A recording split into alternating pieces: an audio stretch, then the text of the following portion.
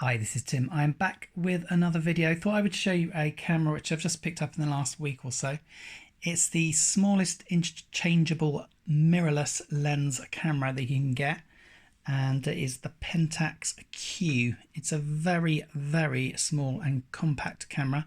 Just do a quick example. This is an older style but very compact camera, Lumix camera, and you can see it's pretty much the same size. It does in fact have a very similar, if not exactly the same size sensor as a compact camera, so that's a bit of a disadvantage in low light. But for portability, for carrying around a few lenses, as you can see the lenses are tiny, although this is a toy one.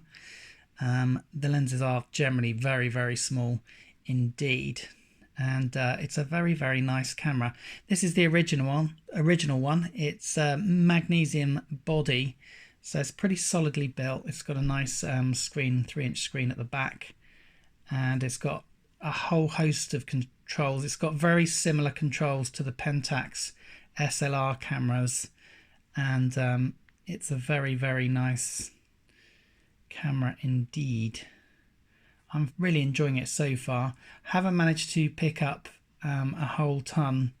If I show you the menu system, you'll be able to recognize it if you into Pentax cameras. Yeah, very nice to use. I haven't picked up a lot of lenses yet. I've got the lens which I got with it. I got this off eBay, which is a mount shield lens, which gives a similar effect to like a Holga lens. So it's a fixed focus, but it's fairly sharp if you have the subject in the center of the frame, from around 10 inches to around 4 or 5 feet, something like that, and the rest has kind of weird kind of effects on it. So it's like a Holga camera without having to have a Holga camera.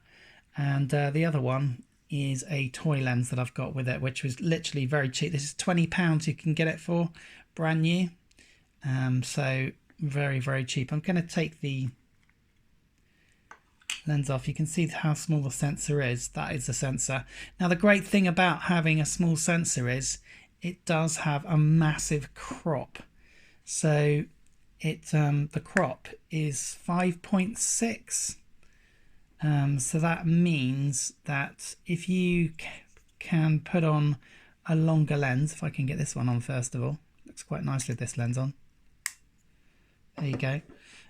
So if you can put a longer lens on, which you can, because you can get converters, adapters for lenses, older lenses, you can get some really long telephoto lenses, and with a firmware update you can manually focus. You'll probably need a tripod, but something like a 300 lens, a 300mm lens, would become something like 650, somewhere around there.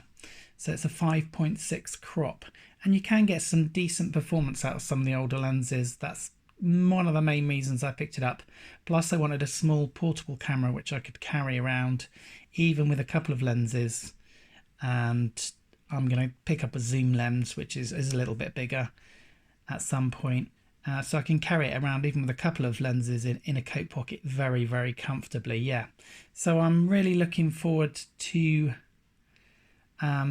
hopefully doing a lot of shots with this. Kind of carry it around most of the time, and yeah, I might do a little review of it, but it's a really, really nice camera, and I've certainly enjoyed using it so far, although like I said, I haven't really got any of the lenses I really want to get for it. I'm going to get a little zoom, and probably there is a prime lens which is about 47mm, and it's a faster one, 1.9.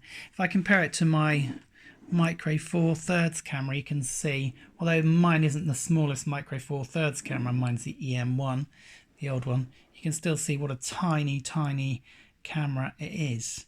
And you can pick them up for really cheap sometimes, but usually they go for around about $100, 70, 80, 90 pounds, something like that. So 100, maybe $120 in really good condition. But if you're lucky, you could probably get one for less than that. Certainly they pop up all the time. And there's a follow-up, I can't remember, is it Q10? And that's a more plasticky body, but it does come in multicolours. There's also one which came out later, a few years later, because I think this came out in around 2011. This one came out more recently, 4, 5, 6 years ago, something like that. and that's the Q7, and there's also, I think, the QS one, which has got a slightly bigger sensor, got slightly better performance, and it's very slightly bigger, but not much at all. And yeah, they all come in different colors. So that's it. Very cool camera, very compact and small, and a lot of fun to use. Surprisingly decent performance, up to 800, and it does have a RAW mode, so you know it's pretty much got everything you need. That's it for a quick overview. Hope you enjoyed it, and thanks for watching.